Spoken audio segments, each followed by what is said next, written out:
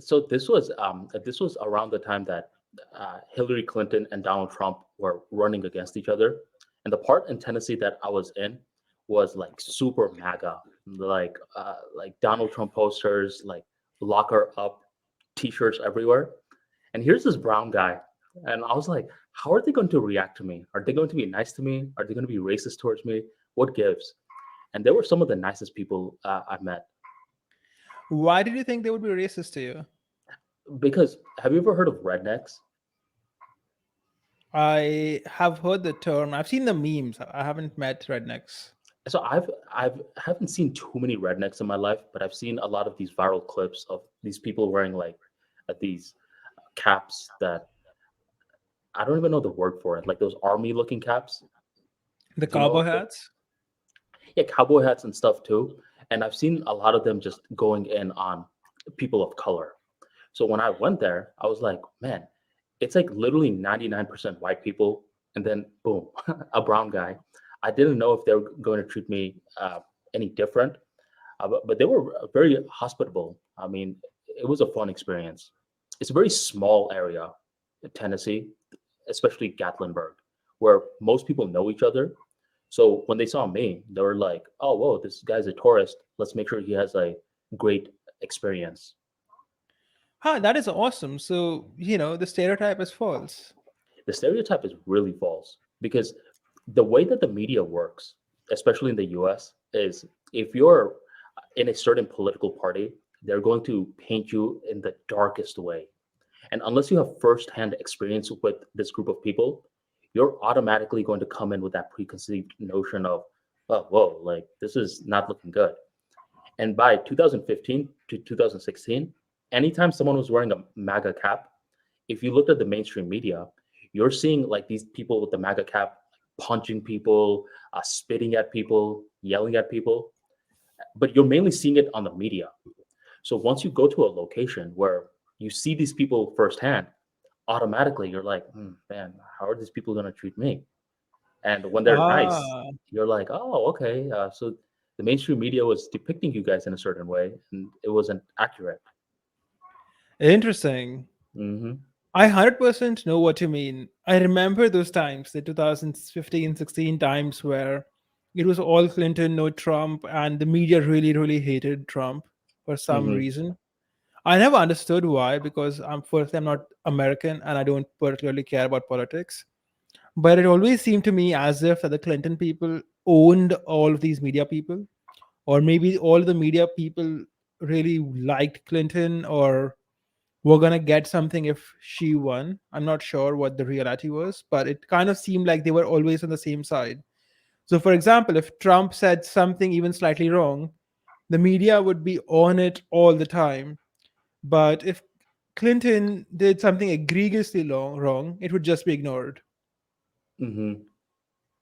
So it was almost like if Trump kind of slightly pushed you, it would be like Trump assaulted Arman. But if Hillary Clinton came and cut your neck off, it would be like nothing. Didn't happen. Conspiracy Hmm. theory. What's your theory as to why that happened? My theory is that all of these new media companies are owned by some extremely wealthy people. And my theory is that those guys support Clinton for whatever reason. It could be that, the left party pays money to these guys when they win, or there's some underhanded deal or something going on. They're getting something out of this. It could be that, let's say that I'm a billionaire, I have three different businesses. One is this media thing, and I have two others that say manufacture weapons for the army. And if Clinton thing wins, we have a deal going on. Say, okay, I'm going to use my media arm to boost your eh, political career. And in exchange, when you win, you give me a bunch of government deals. So it pays Mm. off for me, government deals for my other companies. So that could be happening. That's the one I think is most plausible. And the least likely is that these billionaires just support this one party over the other party. Right. It's basically who can be more controlled.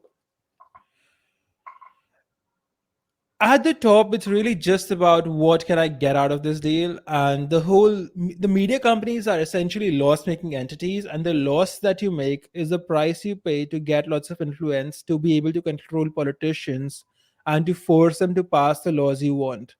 For Hmm. example, if you are a politician, you need the support of the media to win in the modern day. And to get the support of the media, you need to cut a deal with the guy who runs the media company. And to do that, you have to promise him and then actually make laws that favor that person. And that's kind of, it's like a tit for tat deal, right?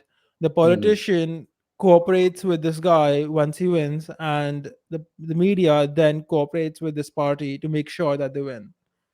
Because at the end of the day, the media is not expected in today's times to make money. They're just expected to serve as a arm of influence for some rich billionaire who he trades off for benefit in his other businesses. Hmm. So I'll give you an example of Elon Musk, because that's something people can relate to, and this is a hypothetical situation. Elon Musk owns Twitter and Elon Musk owns SpaceX. Let's say that next year Musk wants to make sure Musk wants that the government of California buys 100,000 Teslas to use as their taxis or garbage collection vehicles or whatever, some government use. Hmm. And Elon Musk then says, okay, so I'm gonna use Twitter, and I'm gonna suppress information that is against you guys, and I'm gonna boost information positive to you guys, so you guys are more likely to win the election. And in exchange, when you win, you buy 100,000 Teslas,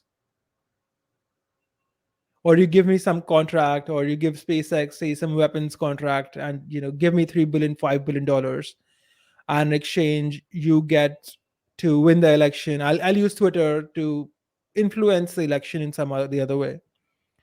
So there could be Right. deals like this happening. That, I think, is the most plausible thing. Of course, not Elon Musk, as we've seen. He seems honest. But most of these other corporations, like the New York Times, CNN, Huffington Post, this is my guess as to what is going on. That's a very accurate one because, I mean, a while back we were talking about the Koch brothers, and one of the brothers, Charles Koch, he is very strategic in that regards. Where if Charles Koch is backing you as a politician, that means your career is pretty much made as a politician. Now, you as a politician, your goal is to build relationships with the media, because Charles Koch, the billionaire backer, he's over here in wherever he lives in the middle of nowhere. He's not going to be playing the games of the Washington D.C. So the billionaire funds the politician. Then the politician and the media are meant to cultivate a synergistic like relationship. So the politician can give a lot of the media members the scoop, like the latest story. So the more that the media has the latest story, the more that they have content for their business in order to drive ratings, and that allows them to just feed off of one another. The billionaire funds the politician then works with the media, and that's how the cycle goes. It was hilarious because Charles Koch viewed a lot of the like he viewed a lot of the politicians as sad souls. He actually viewed them as like a lot of his other billionaire buddies, like, oh my, Occurs. yeah, oh my God, like look, that's the rising star in the Republican Party. But Charles Koch never wanted to take pictures with them. He's just like, man, I feel so bad for these people. They have no morals, they have no integrity. They will literally do whatever I tell them to do. And and that's how like you can literally buy influence. I need to read this book about Charles Cook. What was the book you said? So one book is called Cokeland, and the other book is called Sons of Wichita. I don't Let know me why. get it. One sec. Yeah, I've been very interested in this sort of stuff as of late. Like, how does the DC politics, all of that stuff work?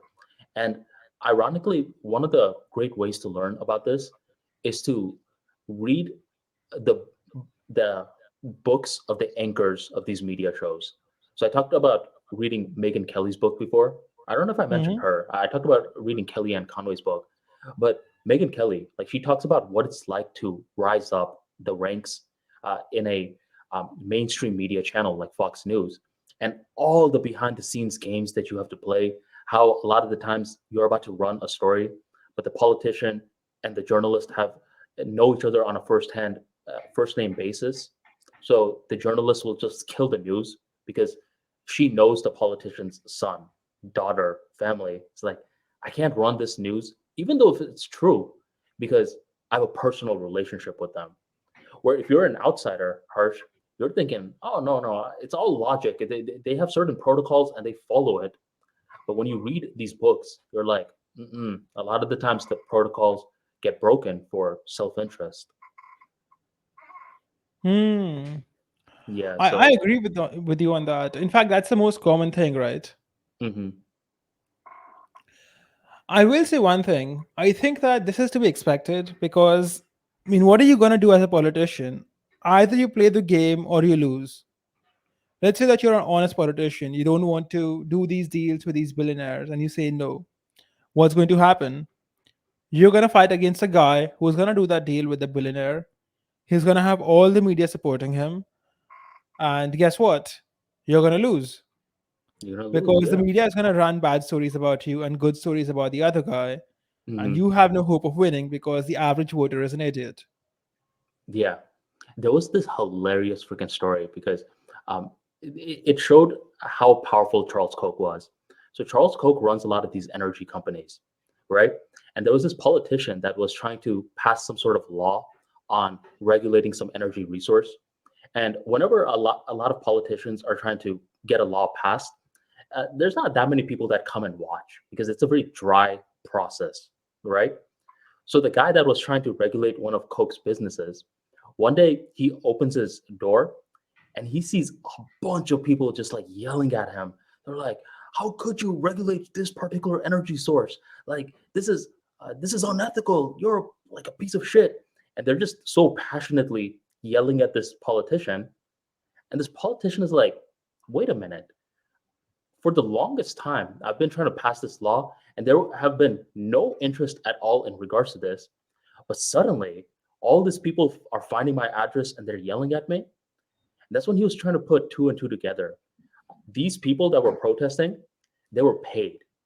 Koch and his people paid these protesters in order to harass the politician for him to change his mind.